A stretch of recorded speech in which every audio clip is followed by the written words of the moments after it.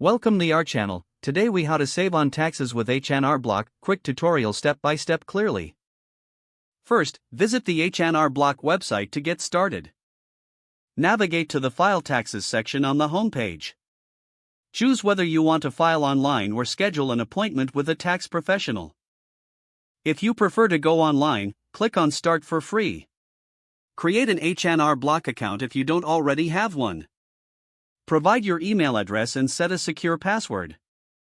Once logged in, you'll be guided through a series of questions. Begin with your personal information, such as your name and address. Next, enter your income details, including W-2s and 1099s. H&R Block will automatically calculate your taxable income as you go. Look for deductions and credits that you may qualify for. Tax deductions can reduce your overall taxable income. Common deductions include student loan interest, mortgage interest, and medical expenses. These can significantly reduce the amount of tax you owe.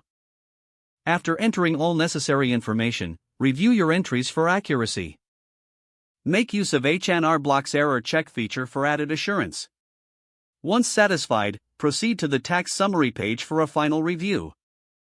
Here, you'll see your estimated refund or balance due. If you owe taxes, explore payment options offered by H&R Block. If you're getting a refund, choose how you would like to receive it. Finalize your filing by e-filing your tax return. H&R Block will guide you through this process for a seamless experience. After filing, you'll receive confirmation that your return was submitted. Keep an eye on your email for updates regarding your tax status. With H&R Block, you'll also have access to resources for tax planning and future savings. Take advantage of their support if you have questions during the year. You're now equipped to save on taxes effectively with H&R Block. If the page does not load, refresh the browser or try again in a private or incognito window.